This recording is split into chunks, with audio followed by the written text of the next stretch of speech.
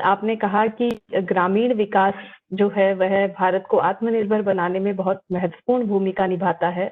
तो एक ऐसी ही पहल जो बीकानेर तकनीकी विश्वविद्यालय द्वारा की जा रही है, ग्रामीण उद्यमिता विकास प्रकोष्ठ जो बनाया गया है, उसका उद्घाटन समारोह भी है आज। मैं आमंत्रित करती हूँ आज के हमारे मुख्य अतिथि श्री अतुल कोठारी सर को कि वह डिजिटल माध्यम से हमारे ग्रामीण उद्यमिता विकास प्रकोष्ठ का उद्घाटन करें। और मुझे ये बताते हुए भी बहुत हर्ष हो रहा है कि हमारे जो 42 महाविद्यालय हैं, संबंधित महाविद्यालय, उन सभी में इस प्रकोष्ठ की स्थापना करी गई है, जिससे हम गांव तक पहुंच करके और ग्रामीण विकास के द्वारा आत्मनिर्भरता की ओर भारत को अग्रसर करें। अतुल जी, तो मैं अतुल जी का वीडियो नजर नहीं आ रहा।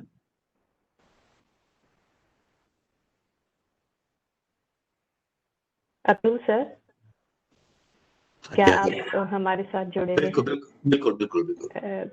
सर, ये एक इलेक्ट्रॉनिक माध्यम है उद्घाटन करने का, तो माननीय मुख्य अतिथि द्वारा इसका उद्घाटन किया जा रहा है और हमारे 42 के 42 संबंधित विश्वविद्यालयों में इस प्रकोष्ठ का उद्घाटन किया गया है। और हम यह कमिट करते हैं आपको कि हम इस प्रकोष्ठ के द्वारा ग्रामीण जनों तक पहुंच करके और ग्रामीण विकास को बढ़ावा देंगे, ग्रामीण शिक्षा को बढ़ावा देंगे और उद्यमिता को बढ़ावा देंगे।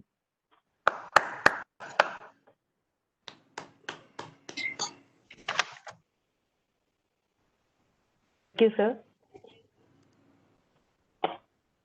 तो आइए कार्यक्रम को आगे बढ़ाते हैं और मैं इसी के साथ हमारे जो मुख्य अतिथि हैं उनको आग्रह करती हूं कि वह अपने उद्बोधन प्रस्तुत करें। हालांकि इनको किसी परिचय की आवश्यकता नहीं है, परंतु फिर भी कार्यक्रम की परंपरा है। मैं आपका संक्षिप्त परिचय से अवगत करवाना चाहूंगी प्रतिभागियों को। राष्ट्रीय शिक्षा की उत्थान न्यास के राष्ट्रीय सचिव है। आप अखिल भारतीय विद्यार्थी परिषद के महामंत्री भी रहे हैं। विगत वर्षों में आपने शिक्षा बचाओ आंदोलन के माध्यम से देश के पाठ्यक्रम, पाठ्य पुस्तकों में विसंगतियों को दूर करने में भी महत्वपूर्ण योगदान दिया है। आप द्वारा शिक्षा संबंधित 50 से अधिक शोध पत्र प्रकाशित हुए हैं। आप कई शोध पत्रिकाओं के संपादक भी हैं।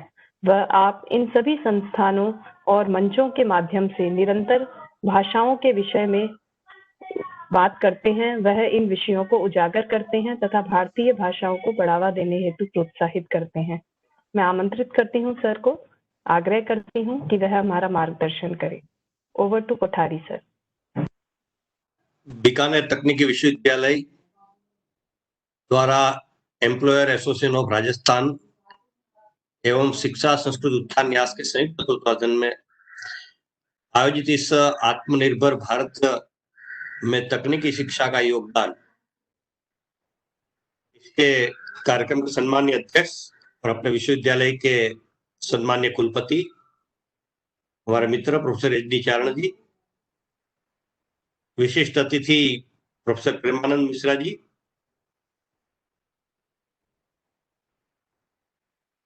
संचालक बहन ममता शर्मा जी तथा इस वेबिनार में प्रतिभागिता कर रहे सभी विद्वान आचार्य बंधुओं, बहनों, प्रिय छात्र भाई और बहनों। आपका वीडियो नहीं आ रहा। क्यों है? मैं ऑन करता हूँ, बार बार ऑफ हो जाता है, मालूम नहीं क्या हो रहा है। हो गया ना। सबसे पहले तो मैं प्रोफेसर चारण साहब और विश्वविद्यालय के परिवार के सभी का बहुत बहुत साधुवाद देता हूँ। एक बहुत ही अत्यंत महत्वपूर्ण विषय पर एक पूरे सप्ताह कार्यक्रमों का आयोजन किया गया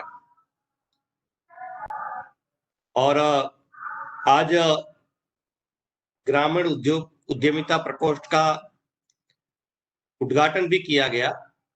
ये एक अत्यंत महत्वपूर्ण कार्य है और इसमें मुझे सम्मिलित किया गया, मुझे एक अवसर दिया गया इस औपचारिक उद्घाटन करने का, इसलिए आप सभी का मैं धन्यवाद भी करता हूँ। देश को आत्मनिर्भर करने की बात जो है, तो ये कोई नई बात नहीं है। कुछ समय पूर्व ही हमारे माननीय प्रधानमंत्री जी ने आत्मनिर्भर भारत की बात कही और हम सबको एक आह्वान किया। मैंने जैसे कहा, ये कोई नई बात नहीं थी। आधुनिक भारत में स्वतंत्रता पूर्व की बात भी अगर करें तो महात्मा गांधी जी, दीनदयाल उपाध्याय जी, इन दोनों महानुभावों का एक बहुत बड़ा योगदान इस विषय में रहा है। इन्होंने स्वावलंबन और देश आत्मनिर्भर करने की बात पर काफी बल दिया था और कई प्रकार के कार्य भी हाथ में लिए थे। तो इस दृष्टि से आज आधुनिक संदर्भ में हमने उसको अलग से विचार करने की आवश्यकता है, क्योंकि जैसे जैसे काल परिस्थिति बदलती है, ऐसे ऐसे देश समाज की आवश्यकताएं भी बदलती रहती है।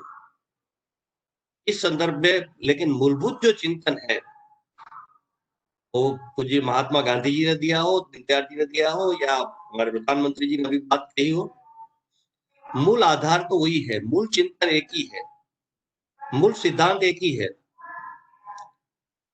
लेकिन देश काल और परिस्थिति के अनुसार उसको हमने ढालना होता है।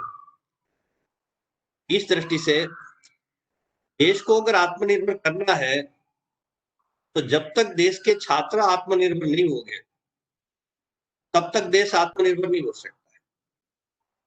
इसलिए शिक्षा क्षेत्र की एक अहम भूमिका इसके लिए बन जाती है और इसमें भी तकनीकी शिक्षा संस्थानों की, तकनीकी विश्वविद्यालयों की भूमिका सबसे अहम इसमें होती है, क्योंकि देश को आत्मनिर्भर करने में तकनीक का बहुत बड़ा योगदान होता है। इस दृष्टि से तकनीकी विश्वविद्यालय ने जो विषय अपने हाथ में लिया है, ये बहुत ही एक अभिनंदन का पात्र कदम है।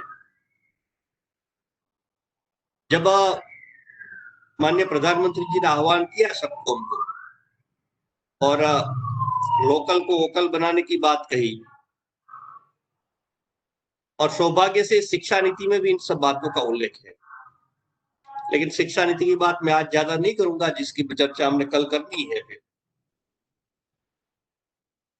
लेकिन प्रधानमंत्री जब आह्वान किया तो मैं सोचने लगा कि देश कैसे आत्मनिर्भर होगा। तो चिंतन करते करते मेरे विचार मन में आया कि देश को आत्मनिर्भर करना है तो विद्यार्थियों को, छात्रों को आत्मनिर्भर करना पड़ेगा, और छात्रों को आत्मनिर्भर करने का सशक्त माध्यम शिक्षा ही हो सकता है। इसलिए शिक्षा क्षेत्र की एक बहुत अहम भूमिका इसमें बन जाती है। और शिक्षा क्षेत्र में सौभाग्य से जब ये अभियान हमने प्रारंभ किया बाद में, तो आज देश के लगभग 10 आसपास विश्वविद्यालय और कई विद्यालय में ये काम प्रारंभ हो गया है और बहुत अच्छी तरह से ये अभियान आगे बढ़ाया जा रहा है। सबसे पहले कानपुर विश्वविद्यालय ने ये कार्य प्रारंभ किया। उस अभियान का राष्ट्रीय संरक्षक भी मुझे उन्होंने बनाया है। पहला काम किया कि सर्वे किया गया सब कि वहां की आवश्यकताएं क्या क्या है। प्रमुख रूप से 3 बातें महत्वपूर्ण है इसमें। एक तो जिस ग्रामीण उद्यमिता की बात यहाँ कही गई और इस पर काम करने का भी योजना बनी है, तो ये सबसे महत्वपूर्ण है। कि जब तक हमारे गांव और हमारे किसान समृद्ध नहीं होंगे, आत्मनिर्भर नहीं होंगे, क्योंकि हमारा गांव आधारित ही हमारा देश है, 6 लाख से अधिक गांव है, कृषि आधारित हमारा देश है।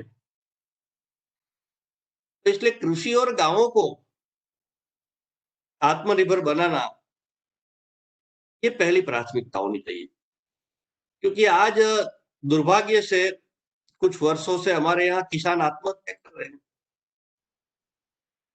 क्यों आत्महत्या कर रहे हैं?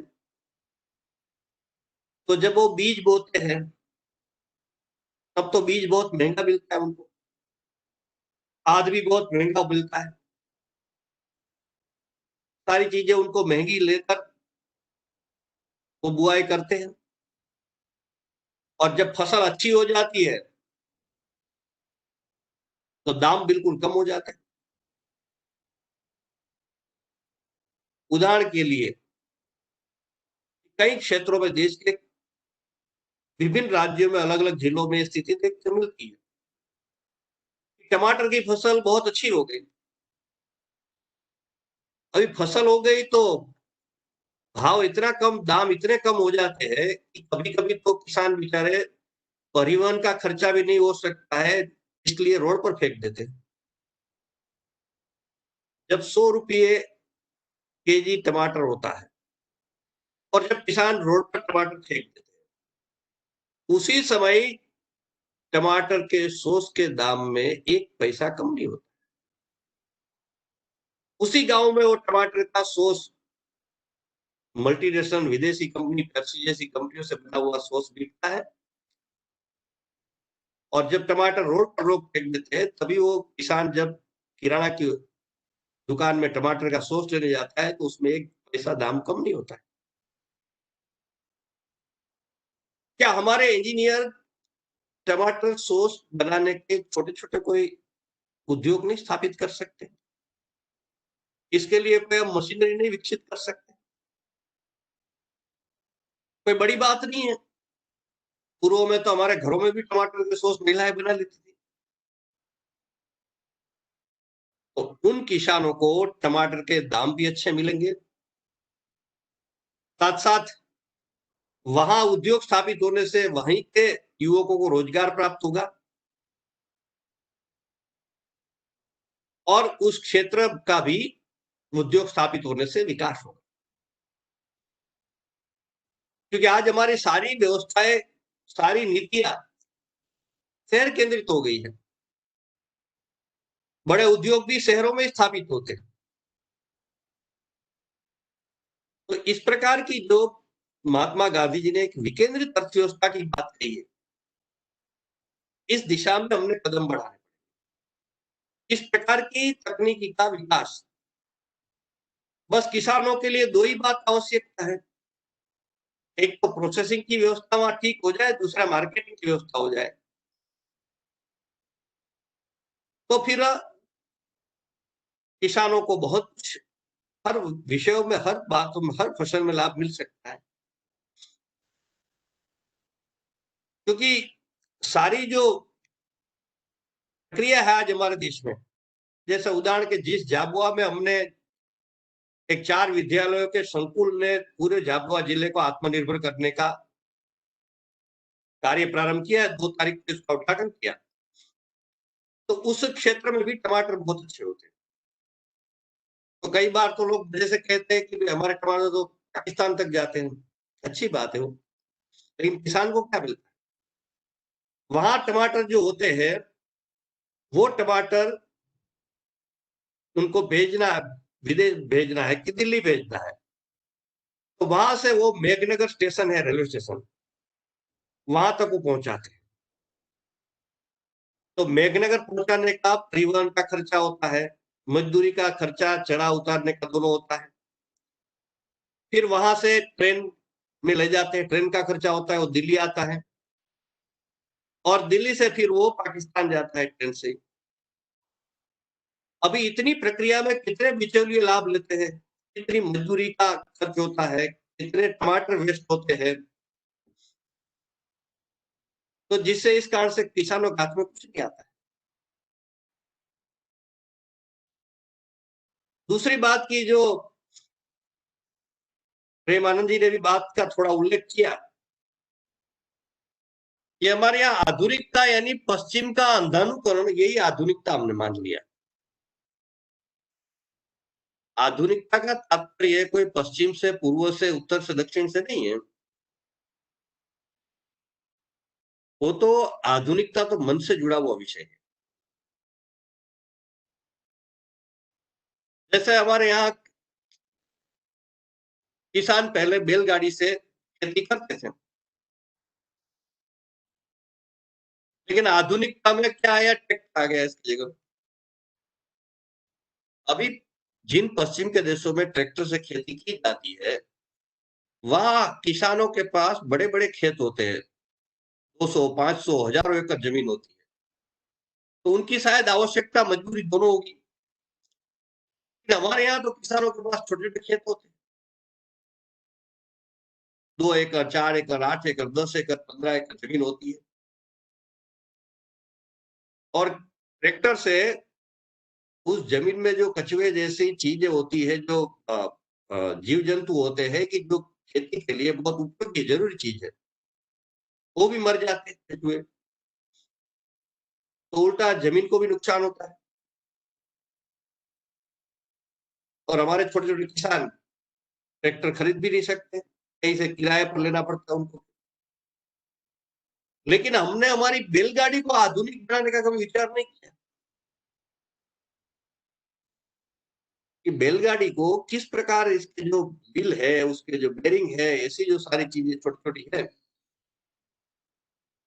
उसको थोड़ा आधुनिक स्वरूप दिया जाए कि जिससे उनकी गति बढ़ जाए, जिससे बैल को भी कम कष्ट हो और काम की खेती का जल्दी हो जाए। इस प्रकार का आधुनिकता का आपने विचार नहीं किया।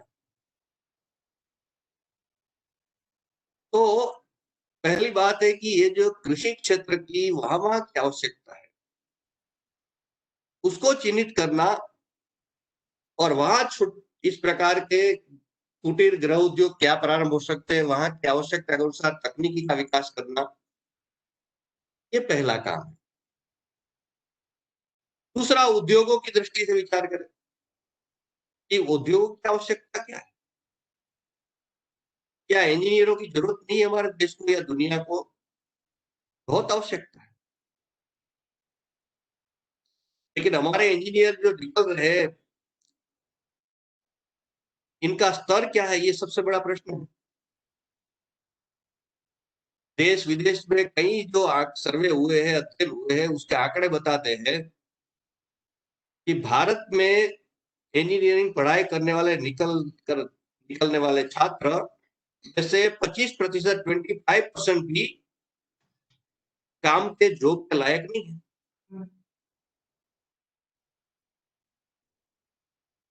उद्योगों आवश्यकता तो है, लेकिन इस प्रकार के बच्चे नहीं है। हमने गत दिसंबर में एक तकनीकी शिक्षा पर राष्ट्रीय सम्मेलन आयोजित किया था। तो उस सम्मेलन में एक राष्ट्रीय प्रौद्योगिकी संस्थान एनआईटी के सम्मानीय निदेशक डायरेक्टर भी आए थे। तो उन्होंने अपने उद्बोधन में एक सत्र में कहा कि जब मैं बीटेक एमटेक सब करके आईआईटी से किया था, उन्होंने बीटेक एमटेक, और एक उद्योग में शुरू नौकरी में गया था। तो कुछ दिन के बाद मैनेजिंग डायरेक्टर ने मुझे बुलाया और उन्होंने मुझे कहा कि जो आपने पढ़ाई की है ना, उसको एक तरफ रख दो, यहाँ की आवश्यकता के अनुसार प्रशिक्षण ट्रेनिंग लो, बाद में काम करो। तो उन्होंने कहा, मुझे इतना धक्का लगा कि मैंने 20 साल इस शिक्षा के पीछे खर्च कर दिए, मेरे माँ बाप ने लाखों रुपए खर्च कर दिए, सरकार ने करोड़ों रुपए खर्च किए, और ये एमडी कहता है कि इसका कोई काम नहीं है। तो हमारी शिक्षा, आज की शिक्षा से दो ही बात होती है, एक नौकर बनता है, जो नौकर नहीं बनता वो बेकार बनता है। क्योंकि बच्चों को व्यवहारिक शिक्षण, practical training, field work, experience based knowledge उनके पास है ही नहीं बच्चों के पास।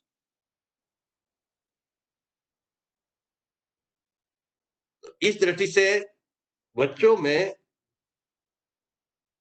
इस प्रकार की रचनात्मकता, क्रिएटिविटी, सृजनात्मकता,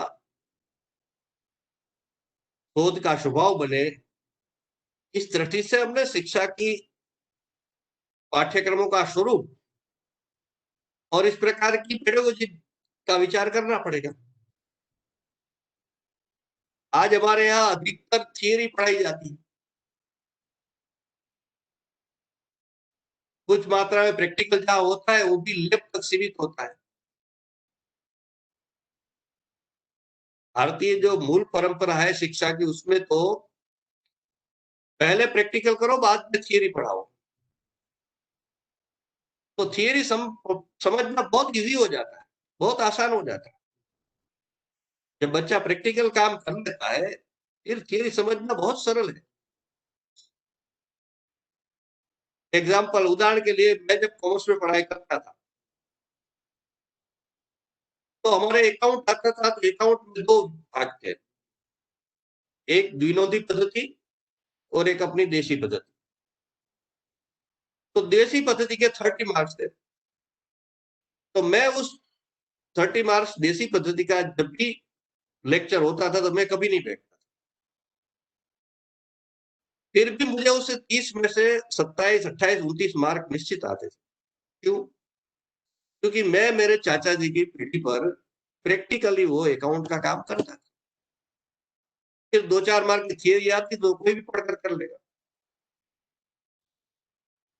तो तरीका पढ़ाने का ये हमारा मूलभूत है, और यही साइंटिफिक है कि पहले प्रैक्टिकल कराओ, बाद में थियरी बच्चों को समझाओ, तो फिर बच्चे आसानी से थियरी समझ जाएंगे। तो ये पेडागोजी लेवल पर और पाठ्यक्रमों में इस प्रकार के बदलाव ये भी अपेक्षित है। और उद्योगों की आवश्यकता क्या है?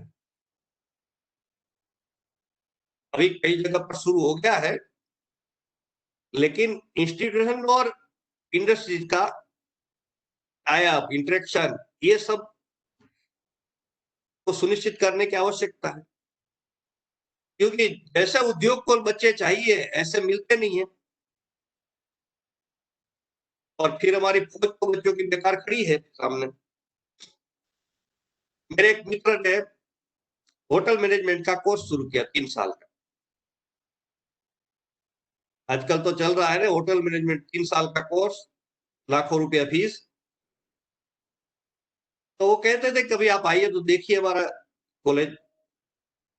मैं एक बार उस स्थान पर गया तो देखने गया, सारा कॉलेज वगैरह दिखाया, फिर बैठे तो चाय पीते हुए उन्होंने कहा कि हमारे साल 1.5 साल में बच्चे कोर्स छोड़ छोड़ कर चले जा रहे हैं।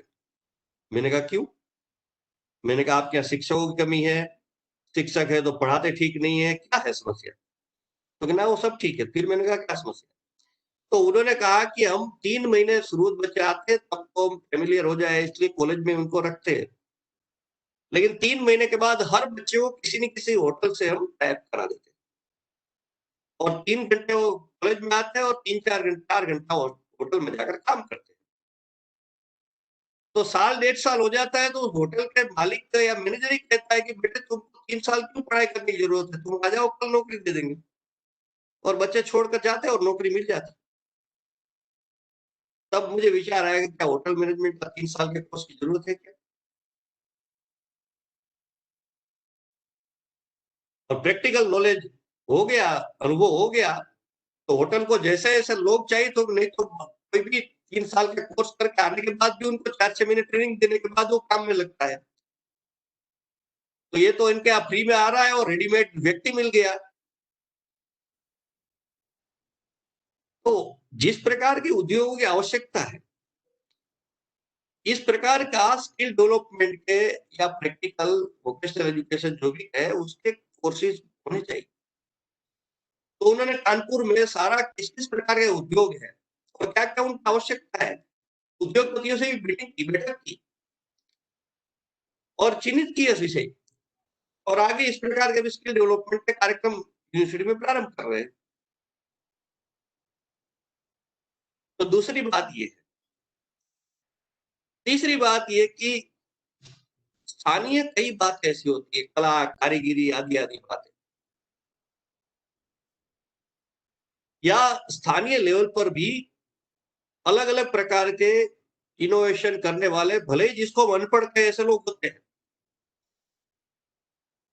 मेरा निवेदन है कि ये उद्यमिता प्रकोष्ठ जो हमने ग्रामीण उद्यमिता प्रकोष्ठ किया है, तो उसमें ये भी बच्चों को देना चाहिए कि गांव में सर्वे के लिए जाए, लोगों को मिलने जाए, तब वहां के लोगों को पूछे कि आप क्या क्या प्रयोग करते हैं। कई ऐसे ऐसे प्रयोग करते लोग, लेकिन हमारे बेचारे वो डिग्री इनके पास नहीं होती, फॉर्मल सिस्टम उसको कोई मान्यता नहीं मिलती। तो इस प्रकार की कला, कारीगिरी आदि आदि जो जो बातें हैं, कई इस प्रकार के एक्सपेरिमेंट है। जैसे प्रेमानंद जी भी कह रहे थे कि हमारा प्राचीन ज्ञान की कई बातें आज भी उपलब्ध है, तो वो बच्चे देखे, उसकी प्रोसेस देखे, उसको अध्ययन करे और उसके आधार पर फिर वो आगे अपना रिसर्च और बाकी सारी बातें कर सकते हैं। अभी झाबुआ में उन्होंने जिस दिन ये उद्घाटन किया 2 तारीख को, आपको आश्चर्य होगा कि 8 कमरों में उन्होंने प्रदर्शन रखा था और वो इंक्यूबेशन सेंटर अटल इनोवेशन योजना अंतर्गत भी उन्होंने लिया है, तो उसमें बच्चे काम कर रहे थे और लगभग 100 से अधिक बच्चे काम कर रहे थे वो 8 क्लासेस में। यानी आसपास का एक बिल्कुल पिछड़ा गांव, शराब से शराब और एकदम गरीब से गरीब गांव, जनजाति क्षेत्र का, उस गांव के 7-8 बच्चे वहां थे, छोटे छोटे बच्चे, जो आप देखेंगे तो वो भीख मांगने वाले बच्चे ऐसे दिखने में लगते बेचारे, लेकिन वो कंप्यूटर पर काम कर रहे थे वो बच्चे। और वहां कई प्रकार के उन्होंने सारे मॉडल तैयार किए थे बच्चों ने। इसमें एक वेबसाइट का उद्घाटन उन्होंने किया उस दिन। तो वेबसाइट किस प्रकार की थी कि वहां की स्थानीय जो विशेषताएं, जो बातें हैं झाबुआ की, कुछ कला है, कुछ कारीगिरी है, कुछ खान पान भी है, इन सब का डेमोन्स्ट्रेशन उस वेबसाइट पर था। और उन्होंने कहा कि इसके माध्यम से हम ऑनलाइन बिजनेस करेंगे, कि यहाँ की जो सारी आइटम है, हम देश और दुनिया में जो भी डिमांड करेंगे उसको हम सप्लाई करेंगे। ऑनलाइन हमको ऑर्डर आएगा, ऑनलाइन पेमेंट आएगा और हम उसको सारी वस्तुएं भेजेंगे। ऐसे सबसे पिछड़ा जिला मध्य प्रदेश का ट्राइबल एरिया, वहां ऑनलाइन बिजनेस शुरू हो जाएगा इस माध्यम से, आत्मनिर्भर झाबुआ के माध्यम से। तो इस प्रकार के ये 3-4 क्षेत्र को चिन्हित करके, उनका सर्वे करके और समाज के इस सारे वर्ग के लोगों का एक समिति अगर बनती है तो बहुत उचित होगा। उन्होंने जो कानपुर में, झाबुआ में जो समितियां बनाई, उसमें शासन के लोग, प्रशासन के लोग, उद्योगपति, व्यवसायी, वहां के स्थानीय कला कारीगरी करने वाले, कुछ कृषि क्षेत्र में अच्छा काम करने वाले, सामाजिक संगठनों के लोग, ऐसे सब प्रकार के लोगों को साथ लिया है। तो इससे काम बहुत आसान हो जाता है। जैसे कानपुर में एक कार्यक्रम था, तो उसमें उद्योगपति और सरकार के बीच में जो टाइप होता है, उसमें जो काम करने वाली एजेंसी है यानी सरकार की, उसके अधिकारी एक उनको उन्होंने रखा है कमेटी। तो उन्होंने 5 मिनट के उद्बोधन में कहा कि इस उद्योगों के साथ ये सारे करने में आपको कोई भी आवश्यकता हो, समस्या हो, तो मुझे कहिए, मैं उसका सोल्व कर दूंगा। तो इस प्रकार का एक बहुत सामूहिक, एक अच्छा सुंदर प्रयास से कई प्रकार की समस्या अपने आप समाधान हो जाता है, क्योंकि हर व्यक्ति की अपनी अपनी विशेषता है। और इस दिशा में कई शैक्षिक संस्थानों ने, तकनीकी संस्थानों ने कई दिशा में कदम आगे बढ़ाए हैं। जैसे एक आईआईटी ने इन्हीं दिनों में, चीनो कोरोना महामारी के संदर्भ में, ऋषिकेश एम्स को एक छोटा वेंटिलेटर बनाकर दिए। हमारे यहाँ वेंटिलेटर विदेश से आता नहीं था। आईआईटी दिल्ली ने WHO के मानक के अनुसार सैनिटाइजर बनाकर दिए। कई जगह अपनी लोकल आयुर्वेद के प्रकार बातों से सैनिटाइजर लोगों ने बनाए। कई संस्थानों ने मास्क बनाकर दिए बड़े मात्रा में। तमिलनाडु के एक कॉलेज ने तो ये जो नर्स होती है, तो नर्स का काम करते ऐसा एक रोबोट बनाकर दिया।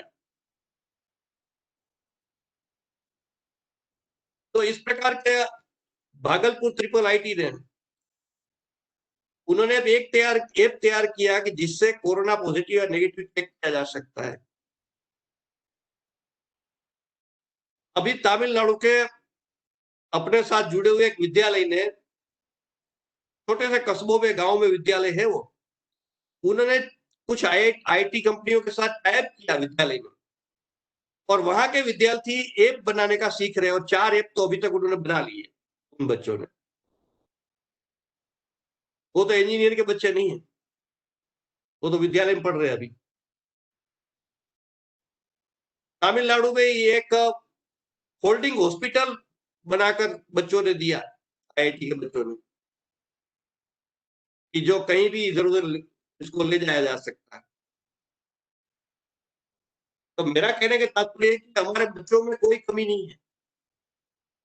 पूरी दुनिया हमारे बच्चों की बौद्धिक प्रतिभा का लोहा मानती है, और हमारे बच्चा अमेरिका जाकर, दूसरे देशों में जाकर सब कुछ कर रहे हैं। और गूगल, माइक्रोसॉफ्ट जैसी बड़ी बड़ी कंपनी, अंतरराष्ट्रीय कंपनियों के सीईओ हमारे बच्चे हैं। तो भारत में क्यों हमारे बच्चे नहीं कर सकते? बस आवश्यकता है ऐसा एक वातावरण, ऐसा एक अवसर देने की, ऐसे पाठ्यक्रमों और पेडागोजी लेवल पर इस प्रकार के बदलाव करने की। फिर क्यों हमारे बच्चे विदेश जाएंगे? उनमें भी समाज के लिए, देश के लिए कुछ करने की भावना है, नहीं ऐसा नहीं है। तो इस दिशा में अपने सारे तकनीकी संस्थानों में नहीं, सिर्फ हमने तो एक प्रधानमंत्री जी, मैंने पत्र लिखा है और मैंने कहा है कि देश में 644 जिले हैं और 950 विश्वविद्यालय हैं। अगर एक विश्वविद्यालय एक जिला एडॉप्ट कर लेता है तो 5 साल में देश आत्मनिर्भर हो सकता है। तो मुझे बड़ा आनंद है और मैं इसलिए बहुत अभिनंदन करना चाहता हूं कि बीकानेर तकनीकी विश्वविद्यालय ने इस दिशा में कदम बढ़ाए हैं और बहुत अग्रणी भूमिका ले रही है। तो इस दृष्टि से मैं चाहता हूं कि आपके विश्वविद्यालय से देश के अनेक विश्वविद्यालय प्रेरणा लेंगे और एक कार्यक्रम आगे कभी आयोजित करेंगे कि तकनीकी विश्वविद्यालयों में इस प्रकार के जो आत्मनिर्भरता के जो प्रयास किए जा रहे हैं उसका भी एक कोई कार्यक्रम सामूहिक रूप से भी करेंगे। तो विचारों के आदान प्रदान और एक दूसरे के प्रयोगों के आदान प्रदान के द्वारा हम और इस दिशा में आगे बढ़ सकते हैं। तो इस दिशा का प्रयास का आपने शुभारंभ किया है, इसलिए आपको बहुत बहुत शुभकामनाएं। और मुझे इस अवसर पर इस अभियान के समापन कार्यक्रम में आपने निमंत्रित किया और मुझे मेरे विचार व्यक्त करने का अवसर दिया, इसलिए आप सभी को, विश्वविद्यालय परिवार को बहुत बहुत धन्यवाद। Thank you sir. बहुत ही अद्भुत तरीके से कि हमें समाज से जुड़ करके और समाज है तभी हम पूर्ण रूप से आत्मनिर्भर बने। इसी संबंध में एक प्रश्न है, हमारे जो विद्यार्थी हमारे साथ जुड़े हुए हैं, नितेश कुमार जी डांगी है, तो उनका प्रश्न आपसे है अतुल सर। वो ये पूछना चाह रहे हैं कि जैसे हमारे यहाँ का एजुकेशन सिस्टम वर्ल्ड में भी सबसे बड़ा है, तो परंतु यहाँ पे जो आम समस्याएं हैं, जैसे महिलाएं असुरक्षित हैं और हमारे जो छोटे बच्चे हैं उनकी सुरक्षा पर भी पूर्ण रूप से कार्य नहीं हो पा रहा है, आज भी वो अनसेफ फील करते हैं। तो क्या हम स्टूडेंट होने के नाते और किस तरीके से इन चीजों में बदलाव ला सकते हैं जो समाज की समस्याएं हैं? बहुत अच्छा प्रश्न है। जिस क्षेत्र को हमने एडॉप्ट किया होगा बीकानेर विश्वविद्यालय ने, उस गांव के समग्र विकास का कार्य हमने हाथ में लेना चाहिए। इसमें ये सारी बातें सम्मिलित हो जाएगी कि बच्चों को शिक्षा देने की बात है गांव में, और गांव में विद्यालय है लेकिन विद्यालय में ठीक से शिक्षा व्यवस्था नहीं होती है, शिक्षक आते नहीं है, जाते नहीं है, ऐसी कई समस्याएं हैं। या शिक्षक भी प्रामाणिकता से आते तो उनके पास संसाधन नहीं होते, दिशा नहीं होती है। तो ऐसे विषयों में हम सहयोग उनको कर सकते हैं। और जो ये आत्मनिर्भरता का काम है उसमें महिलाएं बहुत बड़ा योगदान दे सकती हैं। और महिलाओं की सक्रिय सहभागिता वो तकनीकी शिक्षा के तकनीकी माध्यम से कम शायद हो सकती है, लेकिन बाकी कई विषय हैं, जैसे जिस विषयों की एक प्रकार से अंतरराष्ट्रीय स्तर पर हमारी सारी बात एक्सपोर्ट होती है। जैसे उदाहरण के लिए आज हम वेफर भी पेप्सी की वेफर खा रहे हैं। तो जिस कस्बों में, गांवों में आलू पर्याप्त मात्रा में होते हैं, तो वहां अगर महिलाओं को ये थोड़ा वेफर के छोटे छोटे मशीन दे दिए जाए, वैसे तो वेफर बना लेती है हमारी महिलाएं घर में, बहुत होती है वो, और वो पौष्टिक वेफर होता है वास्तव में, लेकिन आज तो दिखावा का जमाना है ना, कि जो पेप्सी और बाकी कंपनियां जो रेडीमेड वेफर बेचती है, ऐसा स्वरूप लोग चाहते हैं। तो इस प्रकार की छोटा से मशीन उनको दे दिए जाए तो महिलाएं अपने घर में ये काम कर सकती। जैसा पापड़ बनाने का लिज्जत कंपनी थी, वो शुरुआत में ऐसे ही किसी एक महिला ने शुरू किया था और आज दुनिया देश की बहुत बड़ी कंपनी पापड़ की हो गई। आचार, पापड़, मसाला, ये सारी चीजें विदेश एक्सपोर्ट होती है भारत से। तो उस क्षेत्र में महिलाओं इस प्रकार का जो वहां की फसलें हैं, वहां की जो उत्पादन है, उसको ध्यान में रखकर इस प्रकार के कुछ काम उनको दिए जाएंगे प्रोजेक्ट, और थोड़ी दिशा दी जाएगी और उसका प्रोसेसिंग सिस्टम में हमको सहयोग करें और उसका मार्केटिंग ठीक से हम कर दें। ये 2 काम हम सहयोग कर दें तो वहां की महिलाएं स्वयं आत्मनिर्भर हो जाएगी। तो इस प्रकार के कार्यक्रम हम हाथ में ले सकते हैं गाँव में, और समग्र विकास उस गाँव का, इस दिशा में ये सारी बातें अंदर इसमें सम्मिलित कर सकते हैं। बिल्कुल सर, और इन्होंने महिला सुरक्षा की बात की तो मुझे लगता है कि जागरूकता के साथ इसमें सुरक्षा की दृष्टि से तो 2 बातें हैं कि एक तो अपने विश्वविद्यालय में प्रारंभ करना चाहिए और सभी जगह गांव में भी, कि लड़कियों को शारीरिक दृष्टि से सक्षम बनाना, ये बहुत जरूरी है। क्योंकि जैसे कराटे है, जूडो है, योग है, ये सब माध्यम से महिलाएं बहुत सशक्त हो सकती है। तो महिलाओं को हम सुरक्षित करेंगे, ये स्थायी उत्तर नहीं है। लेकिन महिला स्वयं अपने बलबूते पर खड़ी हो जाए, सक्षम हो जाए, सशक्त हो जाए, तो वो सबको उत्तर दे देगी। ये हमने अपने विश्वविद्यालय में भी करना चाहिए कि लड़कियां जो है उनको शारीरिक दृष्टि से कैसे सक्षम करना, शारीरिक और मानसिक दोनों दृष्टि से। बिल्कुल सर, और प्रश्न बहुत सारे हैं, लेकिन आपके सेशन के दौरान भी काफी प्रश्नों के उत्तर हमें मिल चुके हैं, जैसा प्रेम सर ने सेशन लिया और आपने लिया।